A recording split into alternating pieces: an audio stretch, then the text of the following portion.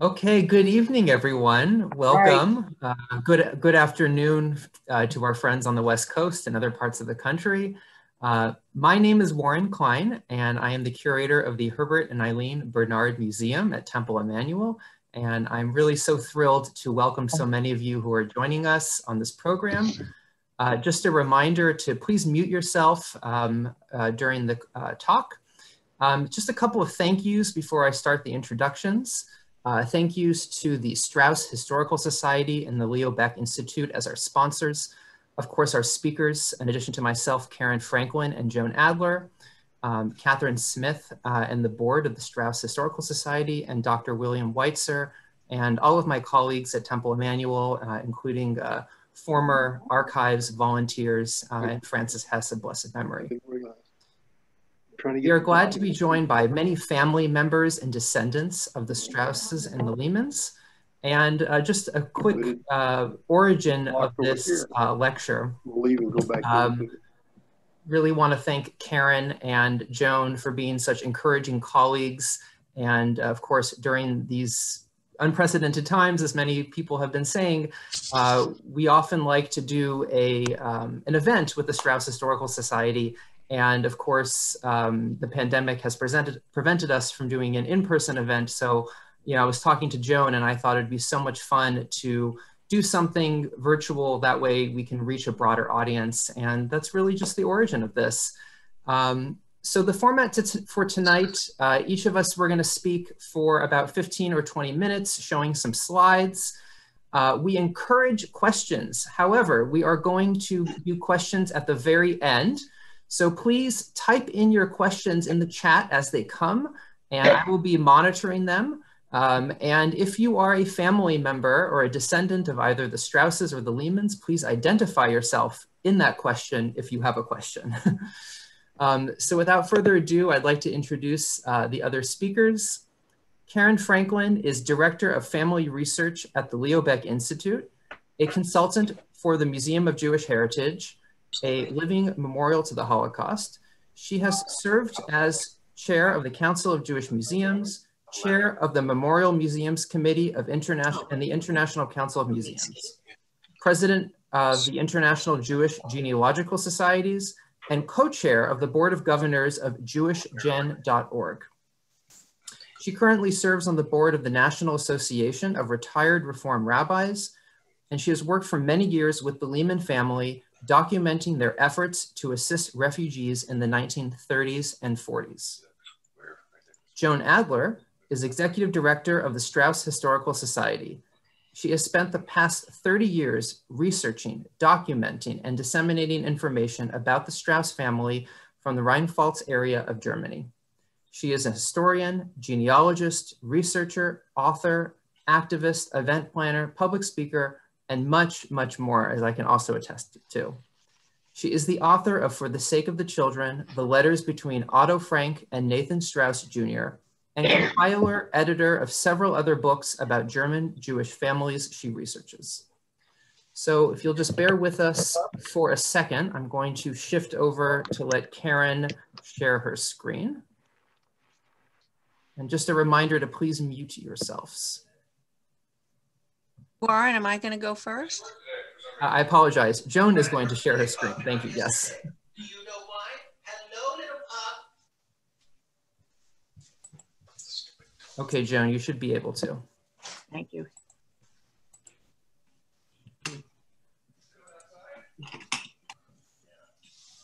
Okay. Hi, everybody. This is really exciting. I want to thank Warren for this wonderful idea and for being a terrific moderator. He's really brought us together, and I'm terribly excited to see the faces of so many people, Strausses and friends of Strausses and people I've communicated with for many, many years. And now I know what you look like, and it's pretty exciting to me. And I'd like to welcome you all and thank you for your interest. I'm going to clarify and say that when I speak, I'm speaking primarily of the Strausses. That's my little area of expertise. And the Strausses are the family that owned Macy's for about 100 years, and for the New York people, also Abraham and Straus. It's also the family of Isidore and Ida Straus, who went down together on Titanic. It's not the family of Levi Strauss, of Jean's fam. That's a whole other family. And I don't know how to get the audio back. What did I hear? Everyone, if you could please mute yourselves. It's okay, go ahead, Joan. Okay. What do you mean we won't watch it? Is it Les who needs to be? I did.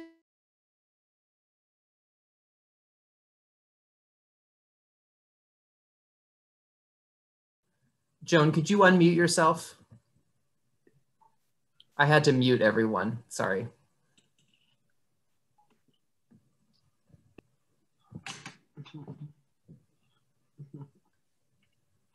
There you go. Okay, thank you. This is all tricky. The Strausses originated in the southwestern port of Germany in the Rhine-Pfalz area. And this was, I made a little arrow so you can see where Otterburg, the town they lived in, or primarily lived in, was located. And it's a part of Germany that was some part in France and some part in Germany, depending on the political situation of the day.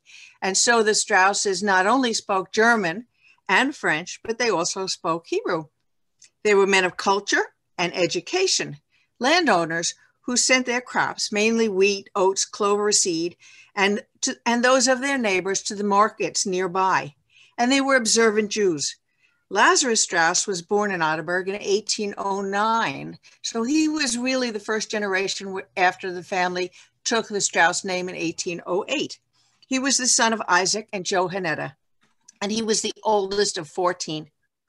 His father died in 1838, leaving this young man the head of a large family.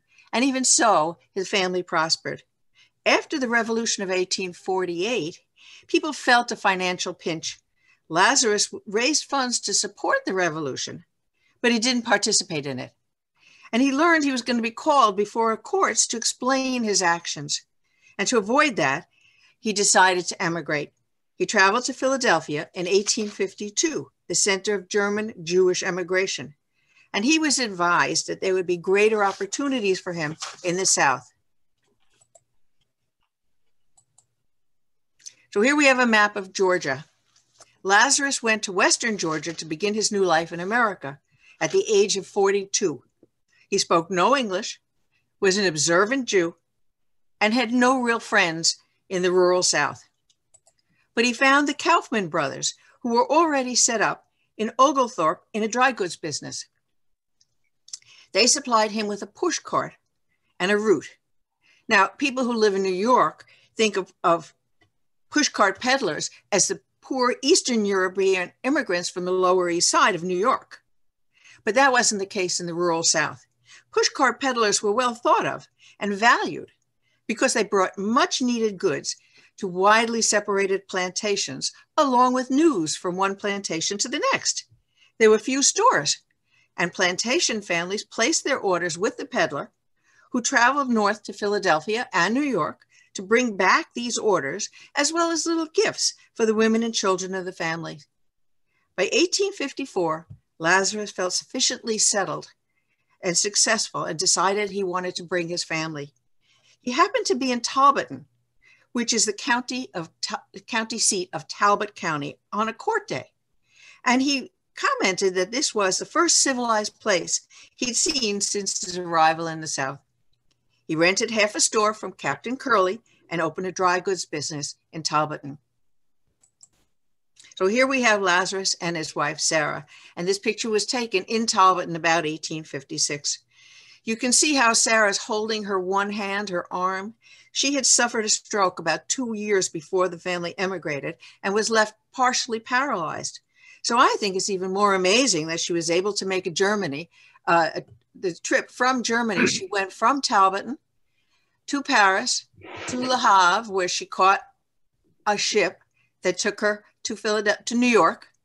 And then they traveled to Philadelphia, where they stayed for 3 weeks because there was a yellow fever epidemic in the South. Then they took a ship again to Savannah, a train to a little town called Geneva in Georgia, on the western part of Georgia, and then what's called a rockaway, which is a large wheeled carriage, to their new home. So here we have the Straus children, Isidore and Oscar, Nathan, and one daughter, Hermione or Hermina. And these photos were also taken while the family was living in Talbotton. And this is a picture of the first family home in Talbotton. To me, it looks like a shack, but the family seemed to like it. And in his autobiography, Under 4 Administrations, the youngest son, Oscar, wrote, "We found a very comfortable home ready for us. My precocious brother Isidore immediately inspected the whole and thought it odd to be in a house built on stilts, as he called it. The house, typical of that locality, has no cellar, but is supported by an open foundation of wooden pillars about 25 feet apart," unquote. This house is no longer standing, but an historical marker in the town gives visitors the history of the family and of their Talbotton homes. Lazarus was philosophically opposed to slavery, but he bought slaves to help his handicapped wife. He taught them to read and to write and some kind of an occupation, and then he freed them.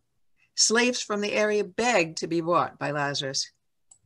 He was well respected in the community, and the Baptist and Methodist ministers frequently visited the Straus home, where they had lively discussions with him about philosophy and about the various aspects of their religion.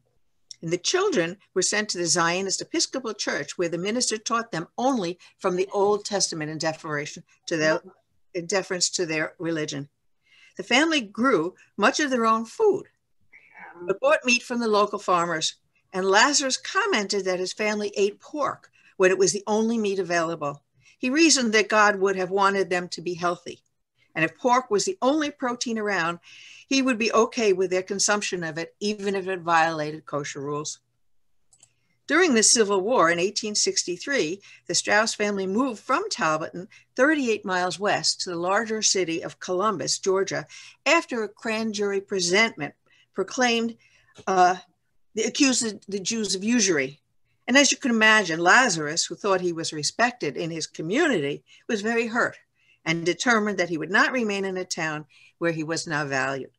The city of Columbus was occupied, and on April 16, 1865, which happened to be Easter Sunday, actually after the war was over, it was burned. This is the last known image of Columbus before it was burned. Unfortunately, General Wilson hadn't received the word and burned it.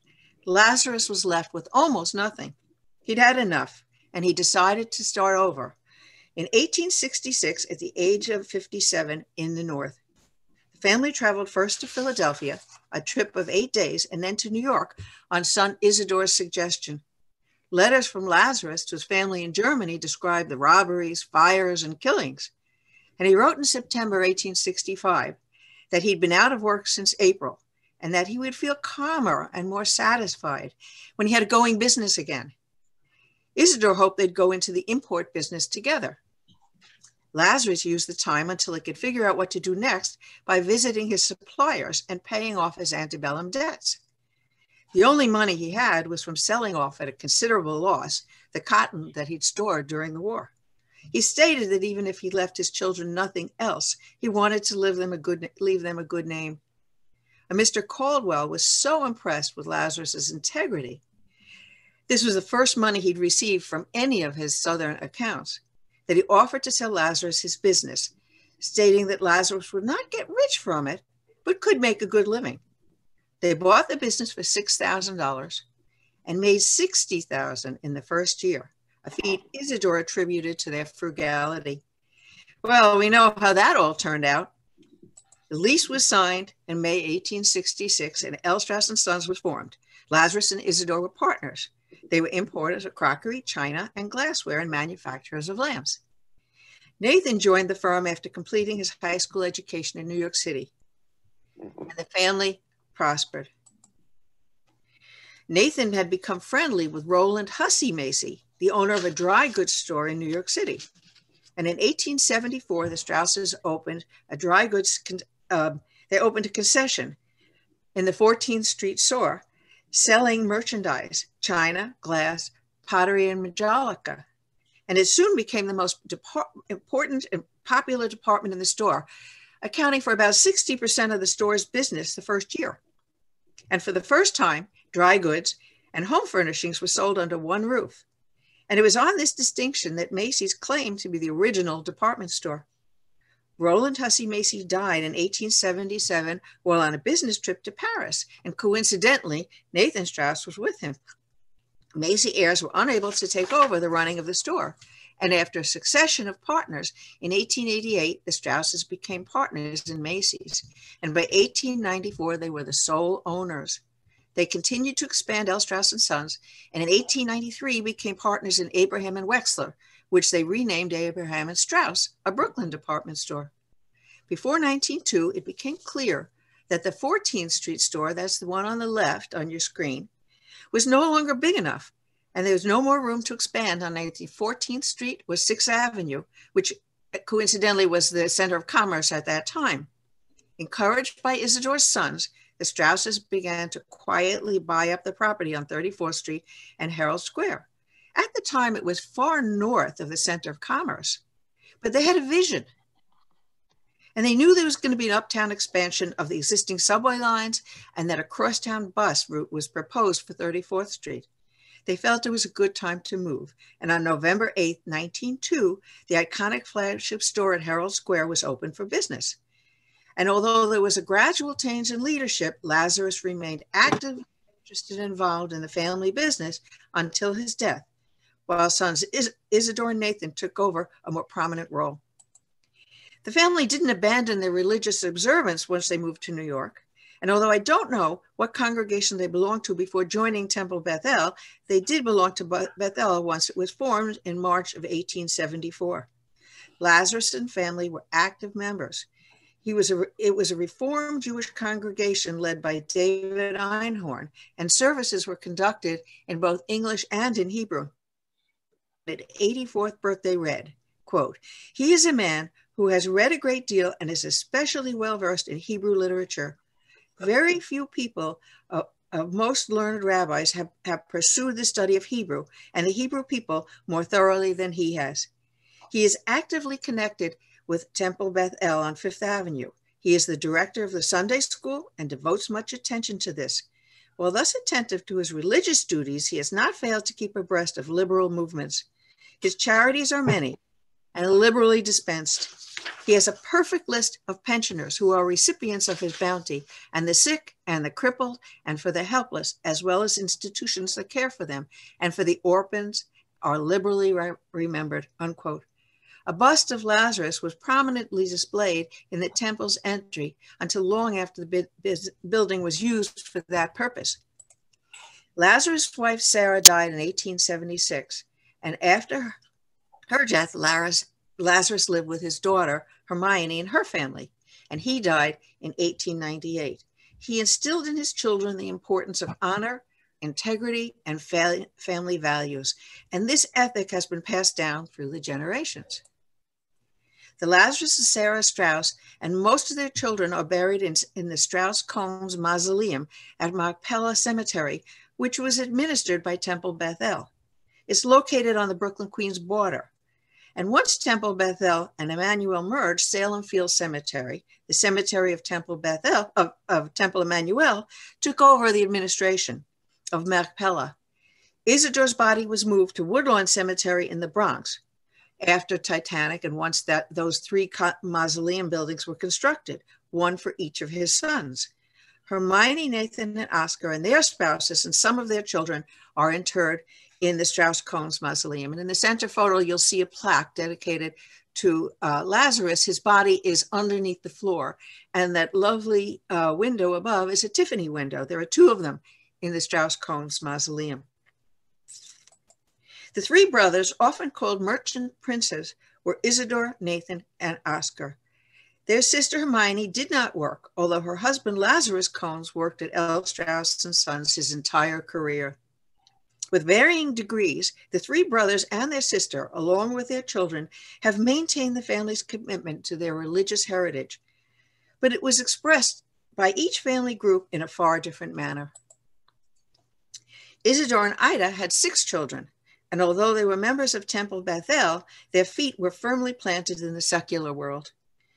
On April 4th, 1912, when Isidore and Ida were in England on their way home from their winter abroad, Ida wrote to her children, quote, "I suppose tomorrow there'll be a big Easter egg hunt up on 105th Street. That's where the house was located. I wish I could be there to take part in it. You may not know that this is already the third day of Pesach, and that you should all be eating matzahs. Clara just does not serve them, so I cannot do my duty," unquote. After Isidore and Ida lost their lives on the Titanic disaster, Reverend Dr. Samuel Schulman spoke about them at a memorial service at Beth-El on April 21st, 1912. He said, "I knew Isidore for 14 years. He was a great intellect, a sensitive conscience, a great heart, a loyal soul, a son of his people, and a loyal American, a great man. All the traditions of the Jew were dear to his heart," unquote. Each of Isidore and Ida's 6 children married within the Jewish religion, but many of the next generation did not. And some of their children have not been raised as Jews, nor do they identify as Jewish. Although one senior member of the family told me, "I'm Episcopalian, but of course everybody knows we're Jewish."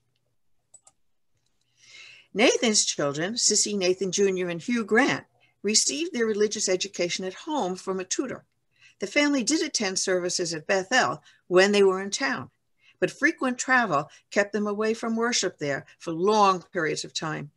And although most descendants of Nathan and Lena still identify as Jews to this day, few live in New York City. Several members of this branch of the family are affiliated with Reform congregations in the place where they live. Upon visiting Palestine in 1904, Nathan, who was often called the Great Giver, became an ardent Zionist.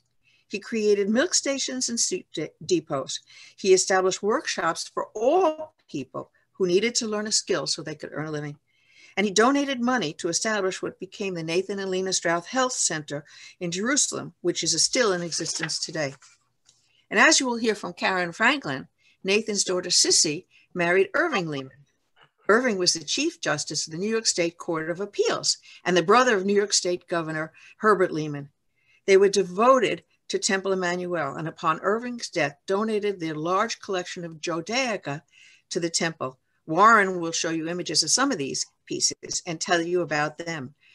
Irving was president of the congregation from 1929 through 1930. Oscar, let's see, here we go. Oscar, the only sibling who was not involved in the family business, was a career public servant. He and his wife, Sarah Laverberg Strauss, were active members and active supporters of Temple Beth-El and then Temple Emanu-El. Temple Emanu-El was founded in April 1845 and New York City's first Reformed Jewish congregation, and it merged with Beth-El April 11, 1927. Oscar's son, Roger William Strauss, was a trustee of Beth-El in 1922 and then became a trustee of the congregation of Temple Emanu-El after the merger. And in 1928, he was a founder and a co-chairman of the National Conference on Christians and Jews. Senior Rabbi Reverend Dr. Julius Mark presided at his funeral and delivered the eulogy. 1,500 mourners attended their service. And following in his family's tradition of service and involvement, Roger's son, Oscar Strauss II, was president of Temple Emanu-El for 16 years. Succeeding generations have carried on the family traditions of public service and philanthropy, and to varying degrees have maintained their connection to their Jewish heritage. With family members scattered all over the world, few have maintained their active connection to Emanu-El. However, there is a general acknowledgement that Temple Emanu-El was and is the family's religious home. I write a newsletter for the Straus family twice a year that's posted on our website. Please visit there as you can look at all past issues and read lots of articles and find lots of photographs about this truly amazing family. So this comes to the end of my part of the presentation. After Karen and Warren have had their opportunities to speak, we're going to hold a Q&A, as Warren told you.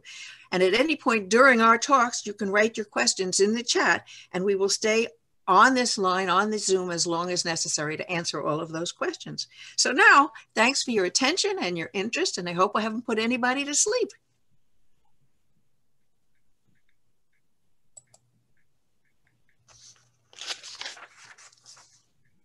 Thank you so much, Joan. It was great. Oops, sorry. Thank you. Thank you, Warren. Thank you, Joan. Thanks to the congregation, the Baeck Institute. I want to begin by clarifying, as Joan did, that the Lehmans are the family that owned Lehman Brothers for over 100 years. People unfortunately associate it with the bankruptcy that contributed to the world financial collapse in 2008, but the company was no longer run by the family for many years prior to its dissolution. And I'm not a member of the Lehman family, although I know more about it than they do, except for Wendy Lehman-Lash. She knows everything about everybody. In this talk, I will give a brief overview of the family, my work to document refugees that they assisted in the 1930s and 1940s, and show connections to the Straus family and to Temple Emanu-El. Now, I begin with this wonderful view of the Fifth Avenue entrance to Temple Emanu-El because it shows the rose window that is given by the Lehman family in memory of Meyer and Babette Lehman at the time that the building opened. Yeah. And we hope, there we go. And just a little fun, Warren and Joan and I, about a year or two ago, Warren had discovered a closet that was full of old records. And this is Warren and Joan having a wonderful time opening one of the larger records that we found. Now, my connection with the Lehman family began a dozen years or so ago when I was guest curator at the Museum of Jewish Heritage for an exhibition entitled The Morgenthau's, A Legacy of Service, that documented 3 generations of Morgenthau's in public service. That was Henry Morgenthau Sr., who was the ambassador to the Ottoman Empire during the First World War, Henry Morgenthau Jr., Secretary to the Treasury during the Roosevelt administration, Robert Morgenthau, District Attorney of New York County for 34 years, and his siblings, Joan Morgenthau Hirshhorn and Henry Morgenthau. And while we were putting that exhibition together, we discovered a most interesting document. It was the 4th report of the Meyer-Lehman Charity Fund. And Joan Morgenthau Hirshhorn was quite interested to know what this document was all about. I promised her that when I was done with the research for the exhibition, we would take a second look at it. And so we did. And what we discovered was that the family had put together a foundation to assist refugees, but we'll get to that. First, the family story, which I suspect many of you might be familiar with already. The Lehman family began in the 18th and 19th century, can be found in Rimpar, a small town near Würzburg, not surprisingly, in southwest Germany. And from there, they went in 1844. Henry, his brothers Emanu-El and Meyer followed to Montgomery, Alabama, where they started on the pushcart and continued to a store for which goods were traded for cotton. And that's how they began in the cotton business. Eventually, they went north to New York after the Civil War and went into investments. And I think the rest of the story you probably mostly know. Now, one of the reasons I'm particularly happy to speak to you tonight is because I see this program as, in some ways, unexpected, a corrective. The Lehman Brothers in the play, the Lehman Trilogy, that would have gone to Broadway had we not had our COVID situation. The family was, while it was wonderful that the Lehman story was shown in this play, there was a tinge of anti-Semitism underlying it, this concept that because these Jewish immigrants no longer held some sort of religiousness to them, they lost their moral compass. A gross misunderstanding of what Reform Judaism meant in the late 19th and 20th century. And I hope to give a small corrective to that concept. The 4th report of the Meyer-Lehman Charity Fund showed, when we going back to the 20th century, that the family had set up this foundation in order to assist their family members coming from Germany or attempting to flee Germany in the 20s and the 30s, sorry, in the 30s and the 40s. It was set up, just wait a second, I think I'm not doing this properly. Is that better? I think. That's great, thank you. I'm so sorry, I'm sorry. Governor Herbert Lehman of New York State, a governor from 1933 to 1942, was very visible as a Jewish governor, humanitarian philanthropist. And when things became bad in Europe, he received hundreds of letters, perhaps thousands, of family members and everyone and anyone requesting his assistance. Some he handled from his office, but those who came from family members, he directed to his niece, Dorothy Bernard, who administered funds that were collected from all the family members to help get these people out of Europe and to set them up here with jobs and with money if they needed when they came to the United States. Now, of course, many families attempted to get family members out, but it required some sort of financial backing, and not all of them had that position, had that possibility, which the Lehmans did. Now, often I speak about the various stories. They're wonderful and compelling about how these people got out or did not. But tonight I want to share something slightly different.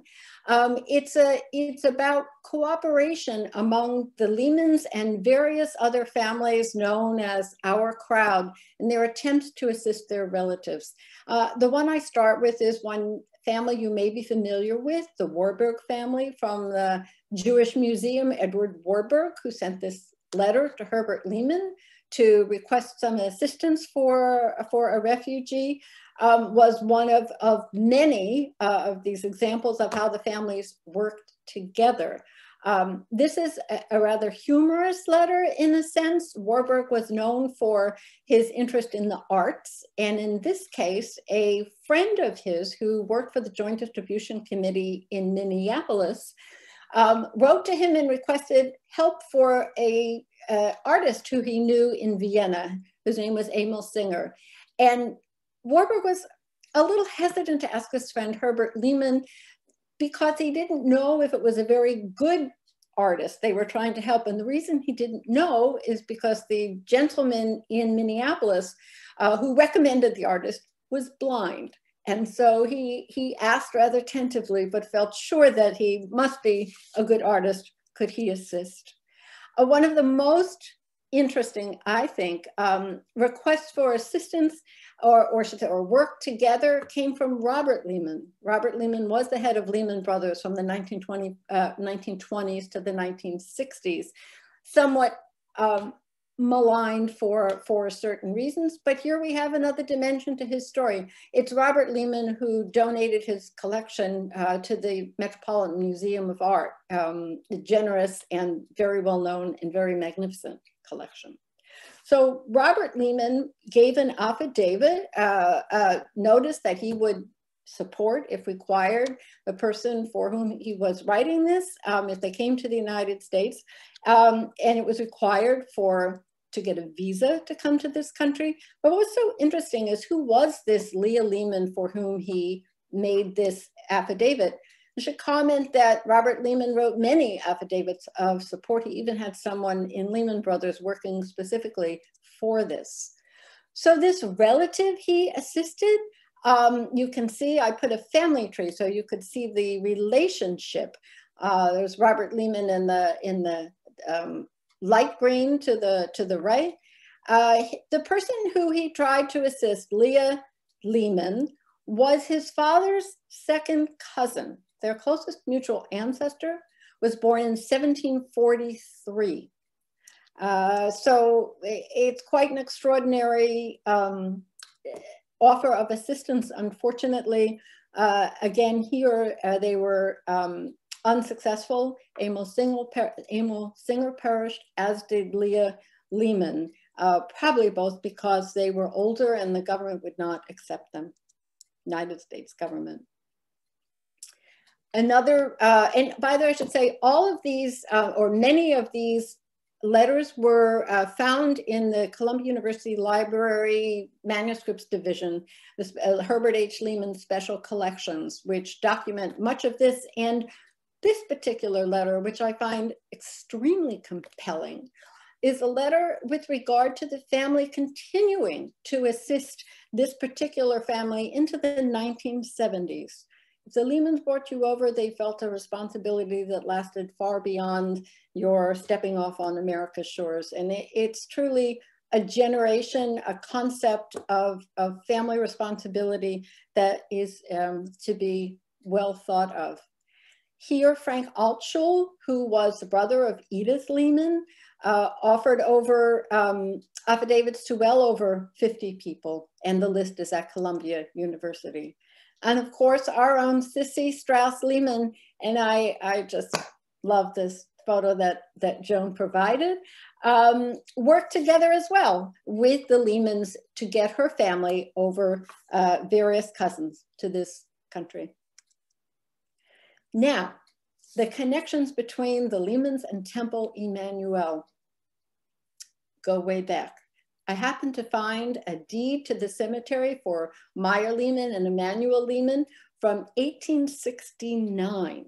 Now, that they had come up after the Civil War in 1867 or 68, and they were, when they first arrived, they made a deed for the cemetery. We actually can see it. This is what the deed looked like. And I find it, Emanu-El congregation, I find it really humorous. If you, I think it would be difficult to see, but if you look at the bottom, there's a written out rather than printed is the fact that it cost $150 to get a plot in the cemetery. However, should they not be members for more than 5 years, they'd have to repay that $150 to ensure that that space would be available. And they continued their membership. We can see Warren found for us the Pew books, which listed in them the contributions, the annual contributions. So while Emanu-El died in 1906, you can see his family continued to support the congregation for many years.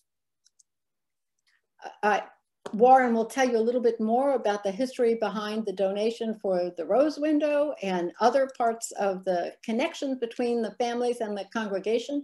But I wanted to point out this most important one, which was Judge Lehman heads Emanu-El after the death of the previous president, Louis Marshall.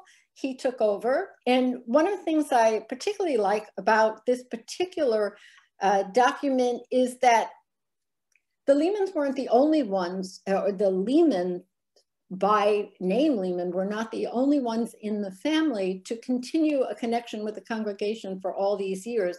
So you see within here as well, when they're talking about the trustees being reelected, notice there's Philip Goodhart. The Goodharts were members of the congregation for many years, and there was a marriage among the families, as well as many others.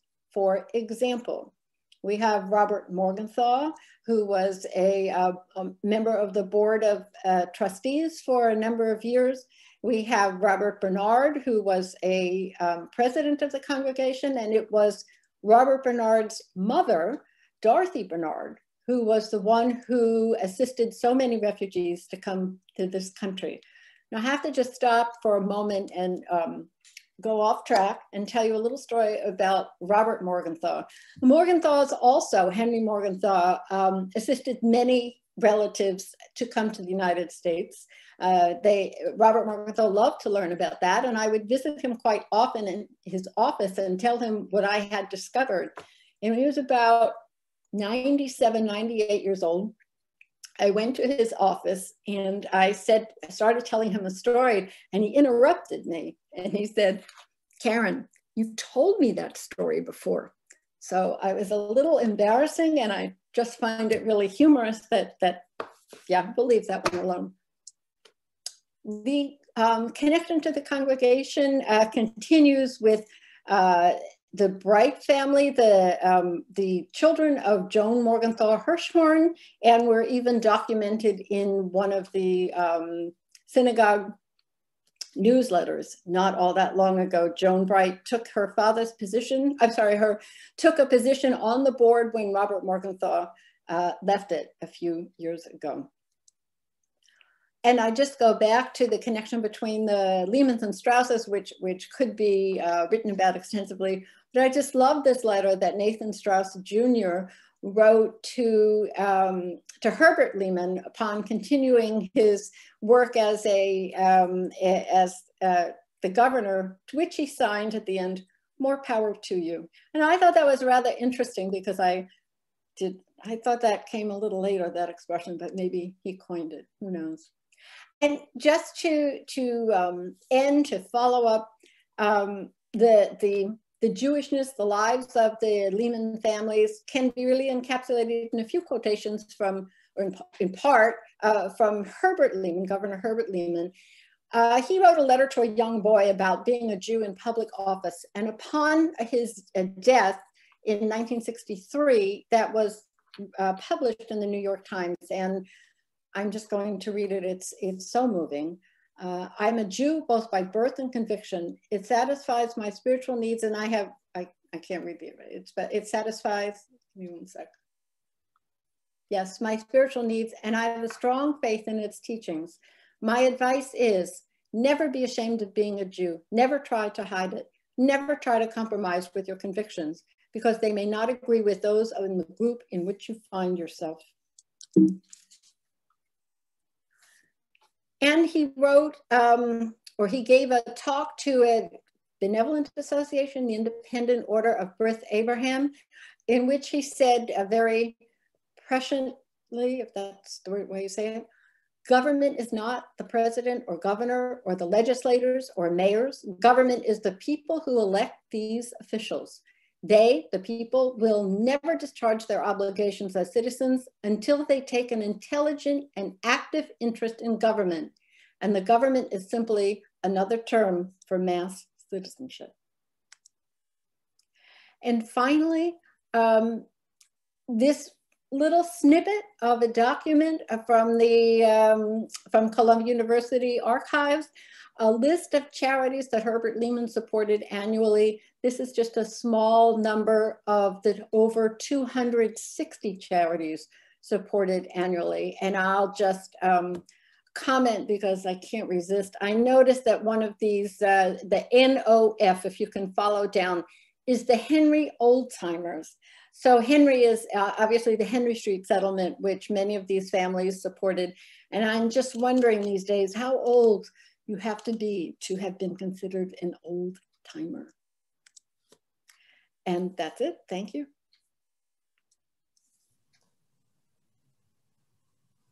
Thank you so much, Karen.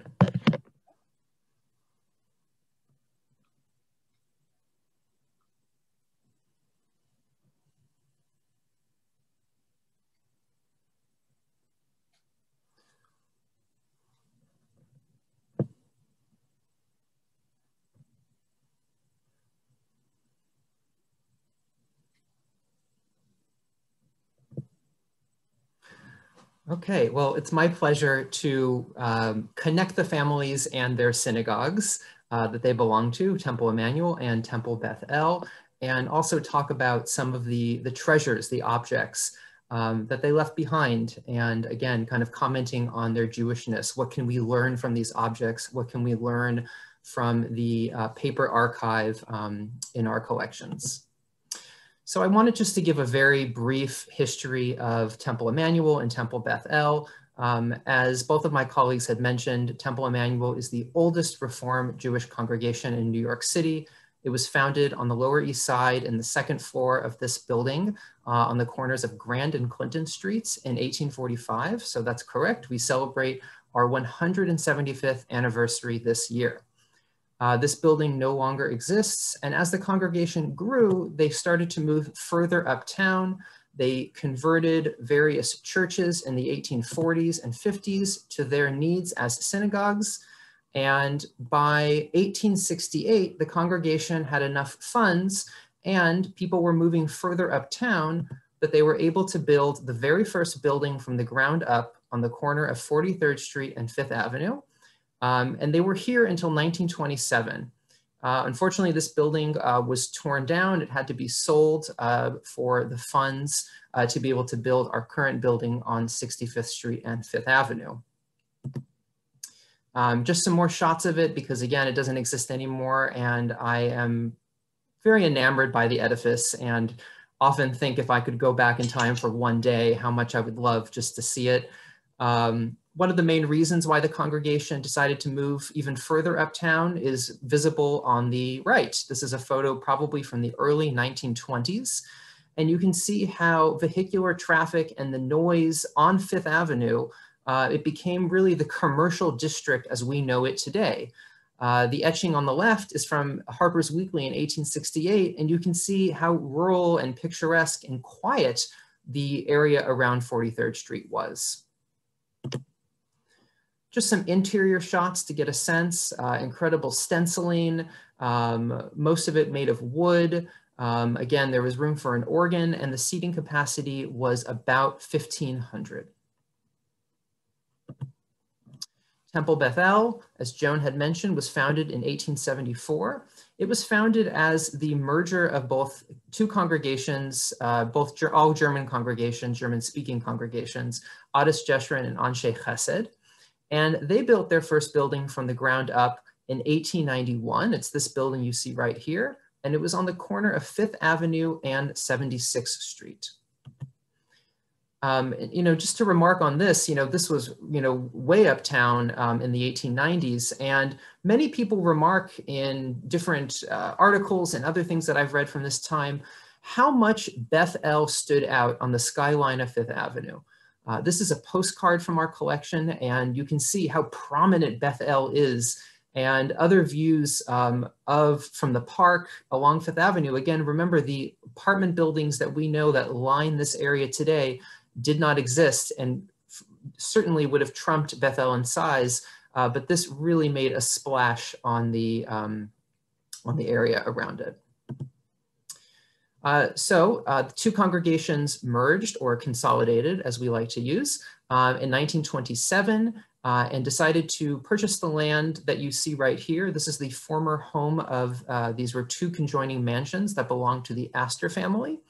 The buildings were torn down, and the wonderful buildings that we have today, our sanctuary, the Beth-El Chapel, and community house were completed at the very end of 1929. Of course, these buildings, we sold the land and the building on 5th Avenue and 43rd Street, but many funds were needed in order to build the fifth home, the Temple Emanu-El we know today. This is a wonderful brochure that I have from our temple archives, and it's one of three in a small collection that we have. The first came out in 1928, and that was really showing the plans for the new temple. It was encouraging people to donate money. And this was the second brochure that came out in January of 1929. And it lists the memorials that were already spoken for. That is different areas of the building where you can stick your name on it or in honor of someone.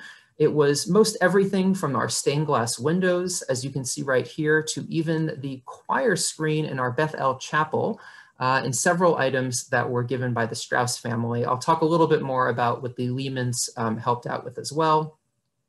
And again, there was another page that pretty much listed everything that you could still give money for. Temple Emanu-El was very lucky in the sense that this building I mentioned was completed at the end of 1929. That is just about a month before the stock market crashed. And more than that, it was mostly paid for already. The architecture of Temple Emanu-El, which I'll try for this not to be a lecture on, really represents an end to great urban synagogue architecture as we know it in the United States today. I hope when this pandemic is over that many of you who are local or will be able to travel will come see it. We love visitors, of course, when the time is right and safe. And these were the windows, two of the windows. One Karen mentioned, the rose window that looks out onto 5th Avenue, or the wheel window, sometimes it is referred to. And on the left is one of 10 large stained glass windows that this one was dedicated in memory of Emanu-El Lehman by his children. Another little tidbit that I found, again, a lot of this talk derives from little tidbits and fun things that I get to find in the archives and share with my colleagues and so many of you, is a letter that was written to Irving Lehman from Benjamin Mordecai, who was the head of the building committee. He was on the board of trustees. And apparently there was some confusion about the eternal light that sits just above the ark in our Beth-El chapel. Again, the Beth-El chapel was named for Temple Beth-El in that congregation. And who was to pay for it? Ended up both Judge Irving Lehman and Roger Straus jointly paid for this lamp. And it was made by silversmith Oscar Baeck. Another fun dedication that I found recently are Beth-El doors, and I apologize for the photo on the right. It is from Google Maps. These are the beautiful bronze doors to the chapel, what we like to refer to as the garden entrance sometimes. And on the inside of the doors, really only seen by members of our staff, is this wonderful dedication in honor of Lena and Nathan Strauss. And I was able to take a photo of this just a few weeks ago. Judge Irving Lehman, president of our congregation between 1929 and 1938. And this is probably the earliest reference that I could find in our archives to the Strausses. This is our Register of Marriage manuscript from 1845 to 1897, and it really just lists all of the marriages that were performed by our rabbis. And it might be a little bit hard to see, but number 934 was Isidore Strauss to Ida Bloom, and they were married in July of 1871. Now, of course, the Strausses, as Joan had mentioned, were affiliated with Beth-El.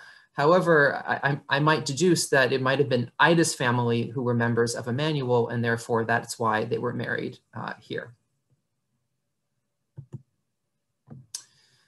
Oscar Strauss under 4 administrations. I'm kind of going back and forth, as you can see, between Beth-El and Emanu-El.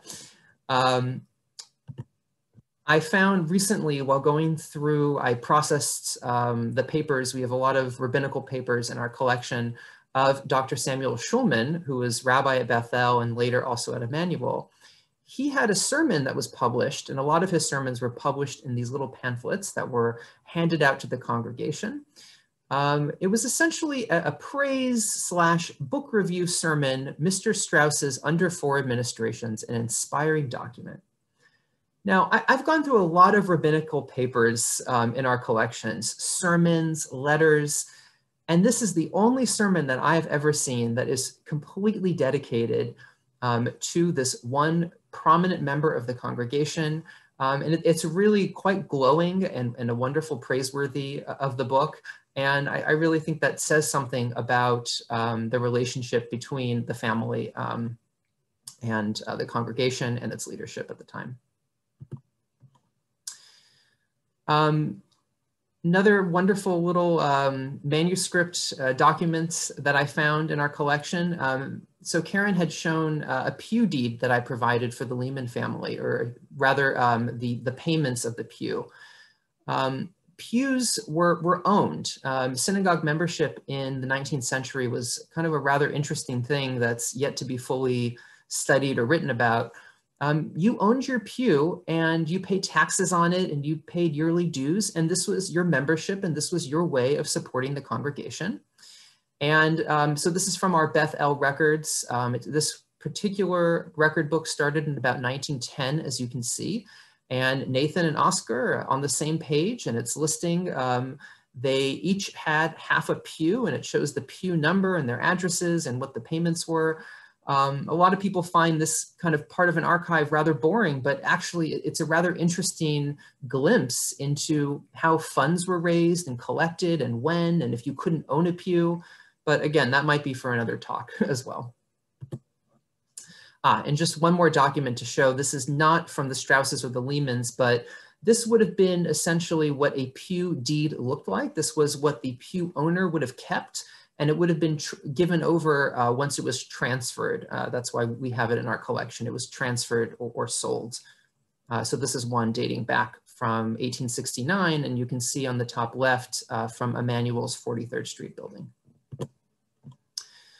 Of course, trying to cover all the bases, and our Salem Fields Cemetery. These are some of the Lehman plots. On the left, Emanu-El Lehman, and on the right, Sissy and Irving buried together side by side. So Irving Lehman was, as I mentioned, on the Board of Trustees. This is his portrait in our boardroom. And wonderful photo I found in our archive of Sissy and Irving, undated, but rather later in life for the both of them. Now, it's my excitement and pleasure to talk about our Judaica collection.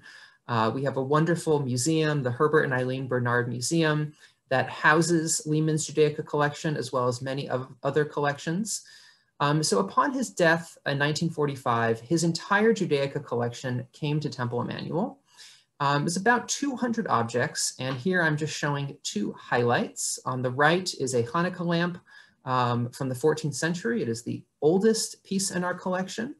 And on the right, a exquisite Sabbath and festival hanging lamp for oil and candles by Johann Adam Boller.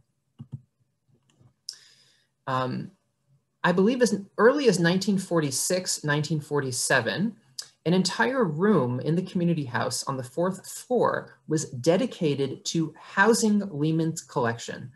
And this is a photograph that was taken by a New York Times photographer and made its way into our archive of Governor Lehman and one of our rabbis looking at the collection. The collection has been continuously on display since in our library, in the lobby of our community house, and then in 1997, our museum. Some wonderful objects I'm about to show you really connect the Strauses and the Lehmans. This is a prayer book cover with a prayer book inside, a siddur, that belonged to Sissy Lehman. Now, this was made in Israel. As Joan had mentioned, her father, Nathan, was one of the great Zionists of his time, and he collected a lot of material that was made at the Beth-El school. Now, a couple of interesting things about the engraving. Well, first of all, Sissy's first name is spelled incorrectly. We know that she had 3 S's. And of course, she was Sissy Straus Lehman, not Sissy Lehman Strauss. Of course, Strauss is much more prominent, and the inscription is from Papa and Mama. You know, I always think that her parents wanted her to always remember that she was a Strauss first.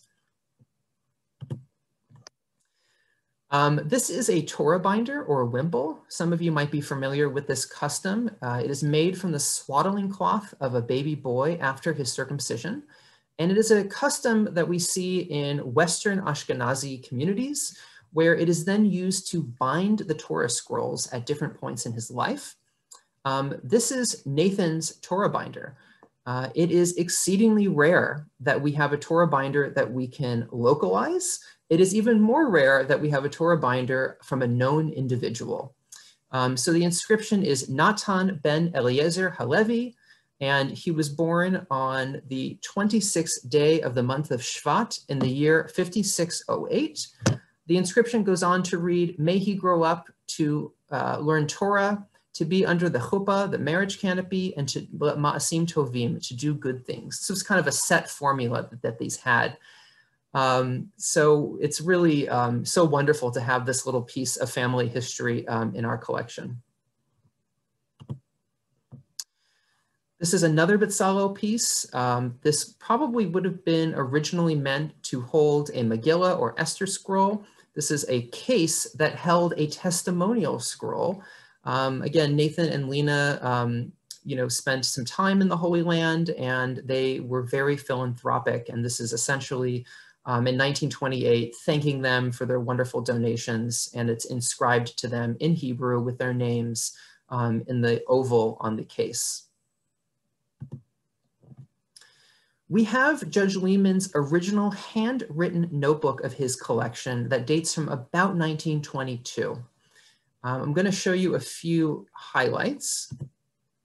Then in 1932, he had hired I.S. Meyer to do kind of a more comprehensive descriptive catalog, which we have in our archives as well. So just turn your attention to object number 5. It says, ditto from Constantinople received by OSS. So ditto refers to, he's listing the Esther scrolls in cases. Of course, OSS was Oscar Strauss. And the last piece that I want to show you that I'm going to end with is really a recent discovery. This entire notebook, we recently transcribed with it. I had an intern help with it. And it was really a fun project trying to match and piece together which objects he's describing. The objects were not numbered physically on the pieces themselves. Sometimes his handwriting is illegible. So I hadn't gotten this far yet, but in preparing for this talk, I skipped ahead a little bit and I was trying to find all Strauss references. And the inscription is Kiddush cup belonging to Lazarus Strauss and used at marriages of all his grandchildren, given to me by Mrs. Cones after Charles's wedding. Of course, that is Hermione Cones. I'd like to think that maybe Irving and Sissy used this at their wedding. We don't really know. Perhaps they gave it to Irving for safekeeping as he was the Judaica collector. And there were about 9 Kiddush cups in our collection that came from Irving Lehman. And I was able to deduce that I think it is this cup. Some of these cups were specifically written about in their description, and they were used for different things such as Passover, Shabbat, one of them for Elijah that was carved with his initials, and this was the only one that's left. Of course, we know that Sissy possibly gave, maybe some family pieces were given away as well, but you know, more research needs to be done. Again, it's only a recent discovery, but again, it might be fun to think that this is the cup that unified the families too. So our Judaica collection was published in 1989 and cataloged by Sissy Grossman and the late Riva Godlove Kirschberg in Temple Treasury. And I just want to thank you all. And here is information for myself and the speakers. If you have, again, we'll take some Q&A, but if you have further questions to us, you can feel free to write to us by email. I think we're all very responsive by it. And thank you very much. I'll leave this on for a minute or two. So Karen and Joan, I don't know if you want to go ahead and unmute yourself and we can maybe start going over some of the questions.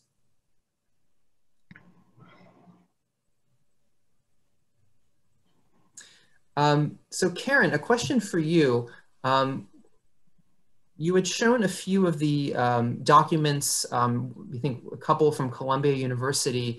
If you can maybe talk about the accessibility of these documents. Are they digitized? Can people make appointments, presumably not during a pandemic, to see these? Yes, the university library is closed at current.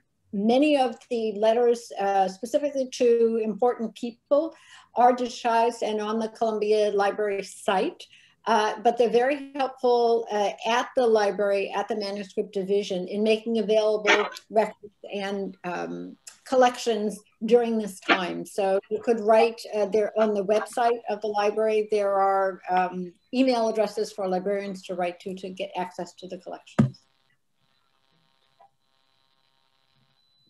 Then Catherine, I might call on you to help us navigate some of these questions, or if people have other questions, feel free to send them in the chat as well.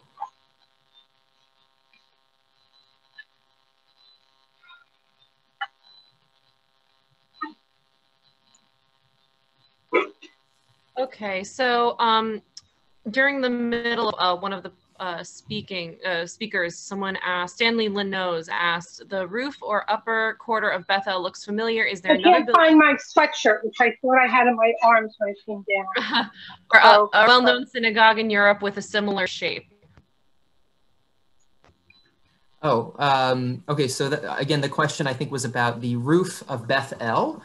And that again was the congregation on 76th and 5th Avenue.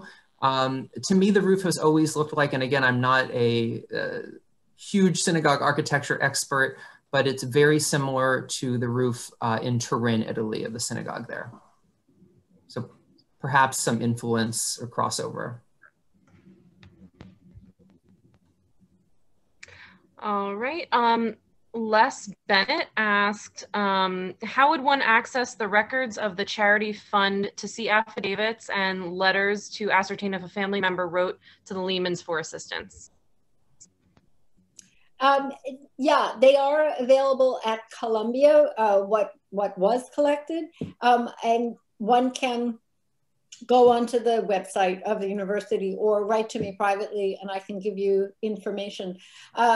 One of the more interesting things about the way the library was put together is when people wrote requesting assistance, they wrote to say, this is how I'm related, and they sent family trees. And somehow over the years, during the time when the collections were compiled by the archivists, they must have felt that the family trees weren't really nearly as important as the letters themselves. And so you can't find any of the trees. They went in the trash at some point. So part of the work that I had to do was to go a few generations further back and build up the family tree so I could identify how these people were actually related, and many through the mid 1700s. I would like to comment that Sissy was very active in helping family members as well. And when I first started working with the family in 1990, I inherited several large bound books that were family trees, but they were artistically drawn. They were really quite beautiful. And it was explained to me at that time that they were put together because Sissy was working so hard to try and help people come over. And the family, with great delight, told me that at one point the State Department told her she had to stop, that nobody could possibly have that many relatives. And I think that's quite charming. And one has to remember that these people were financially responsible for the people they brought over. So this was quite a commitment to do something like that. For me, with the work that I've done, the Lehmans received the same letter or even several similar that they had their assistants. They weren't allowed to assist any additional people, that the limit was reached. And I've often found it very compelling that here was a family of immense wealth, of political power, of connections beyond imagination. And yet with everything they had, at the end of the day, they knew that they could not save these people. And how terribly, terribly sad this must have been to not be able to do more. All right, great. The next question is from Madeline Mound. She asks, can you review the connection with the Warburgs further? Was he a member? I'm not quite sure who she's referring to, but. I think it was, well, there wasn't an actual family connection that I know of, but it was that all of the leaders, one thing that characterized all of these families was a really extensive work in philanthropy and in social service organizations and the Joint Distribution Committee, you name it, Zionist activities. And so they helped each other out with these personal issues as well when it came to connections that were required to get assistance. So Warburg was there. I should also mention the Loeb family as a connected Lehman family. They all work together. I hope that answers the question. Yeah, I'm not sure too if the question was maybe it was Warburg members of Beth-El or Temple Emanu-El, and the answer is yes and no. I had an interesting inquiry from a scholar at the Hebrew University who was writing a book that had to do with Felix Warburg. And I searched extensively in our records, and while members of his family, parents and children were at different times, he was never kind of a dues-paying member, but by association, you know, he was a member. Again, membership looked very different than we think of synagogue membership today. So I don't know if that answers the question as well. about Felix, at least. All right, the next, well, this isn't really a question, but maybe if you want to speak to it, Joanne Jaffe wrote, I'm wondering why the collection isn't called the Sissy Straus and Irving Lehman Judaica collection. It appears that quite a few of the pieces were originally Sissy's and come from the Straus side of the family. Very, very good point. I often wonder that myself. I'll say two things about that.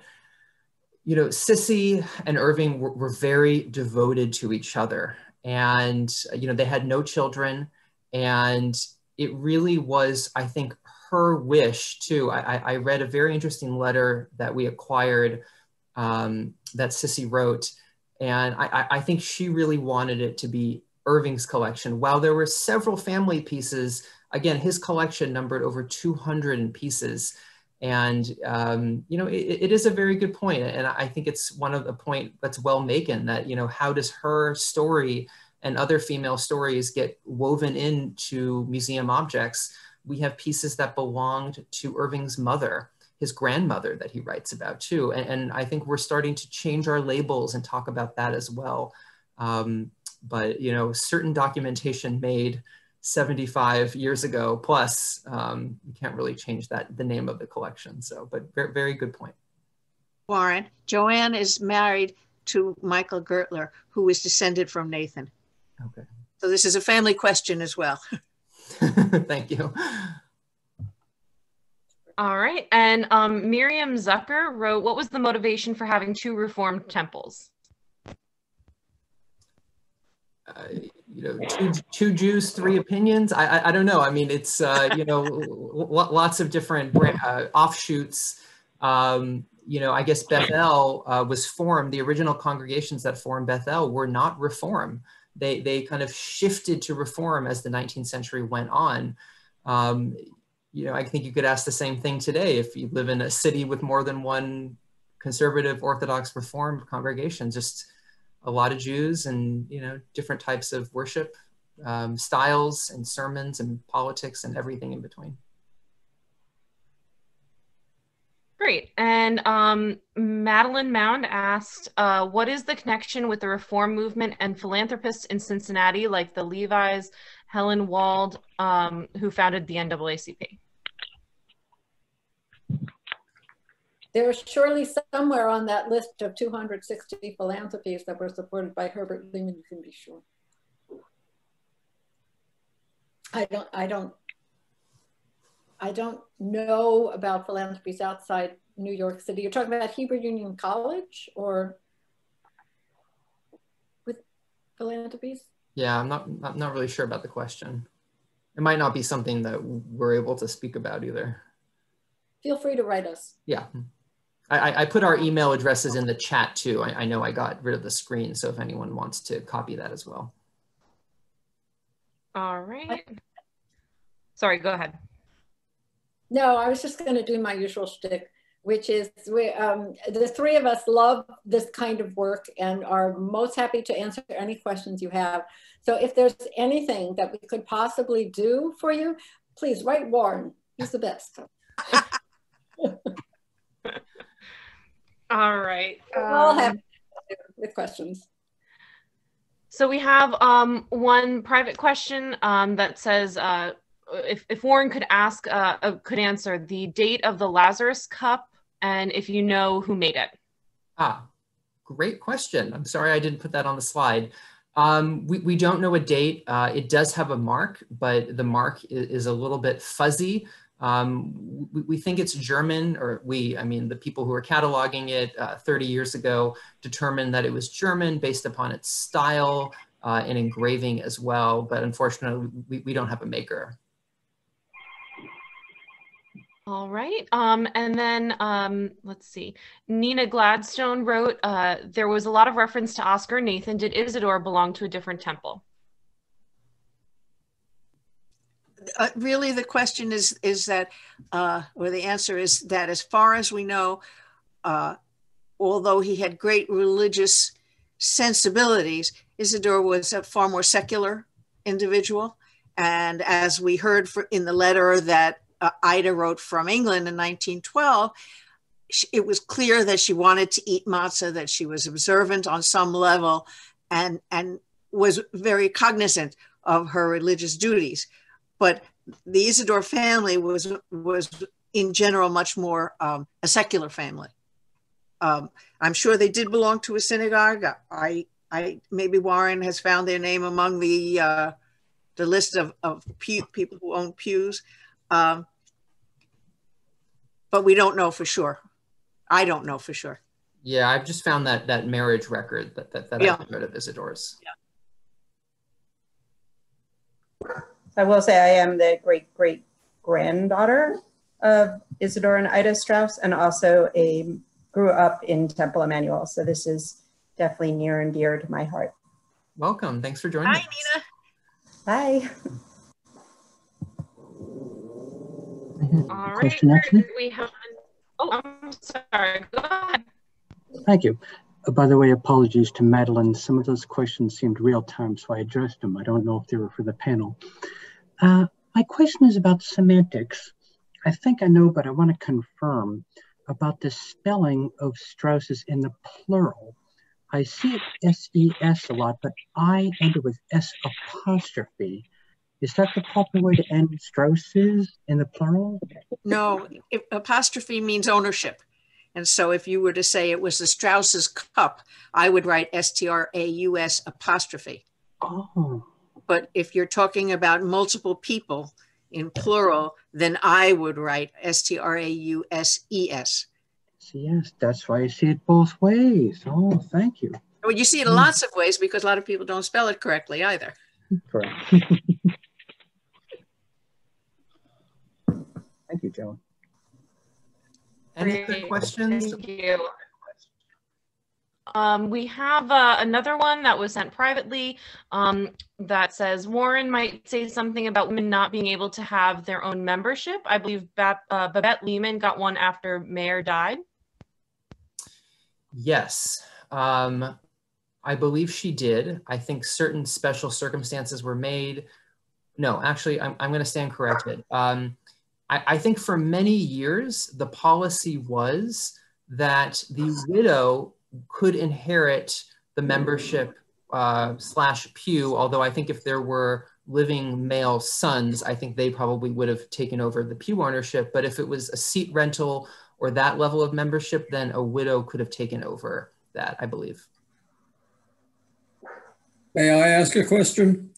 Yes, Joel. I'm curious about a bit of real estate. When the Straus family became the owners of Macy's and they moved to 34th Street, the building that stands there now, was that in existence when the Straus family bought Macy's? No.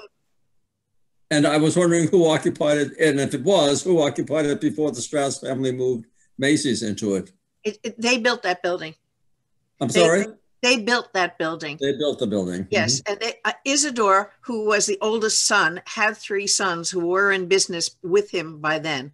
And he sent them to Europe. He sent them all over. Europe at the time was the most avant-garde and had the newest and the most wonderful technological, if you will, advancements. And so they studied what was going to be happening in Europe. And they brought back all of these new ideas about gas lighting versus electric. They had their own turbines. They had everything that they did was the most forward thinking of the time. And they built that building. And the wonderful story is that if you ever look at the building itself, you'll notice that they do not own just the little corner of 34th and Herald Square, because the guy who owned that piece was holding out to get more money. He wanted it bought by the Strauses. So they, to this day, don't own it, but they do own the air rights above it, which is why if you pass by, you can see that very large red sign with the white star in the center, because they own that. And of course, the building was shorter. They've added floors. As time has gone on, they've added subsequent floors. So the building has gotten quite a bit larger. Thank you. And 2 of the escalators are still the original escalators. They're going to be dismembered and dismantled shortly because they can't get parts. But if you go from the main floor down and you're on a wooden escalator, those wooden treads, those 2 with the wooden treads are the original from 1902. I've been on it many times. Those are the originals. Yeah. I think maybe we have time for just one more question. All right, well, we have one more from the chat. We have William H. Strauss asked, did Lazarus's wife have other family members here? I believe Warren suggested her family might have been a member. Are they asking if Ida Strauss had family here? He said Lazarus's wife. Maybe it's Sarah. Oh, Sarah. No, Sarah's family did not come. Sarah and Lazarus were first cousins. Her father and Lazarus's father were brothers, and the rest of her family did not come. They were well entrenched in society and commerce in Europe, and they stayed there. Her father was married 3 times and had about 8 children from these marriages, and she was very close with many of them, but they stayed in Europe. So did they have descendants? They had descendants, and some of those descendants have come, yes. We have lots of descendants. In my database, I've got 15,600 and something. It's a lot of people to keep track of.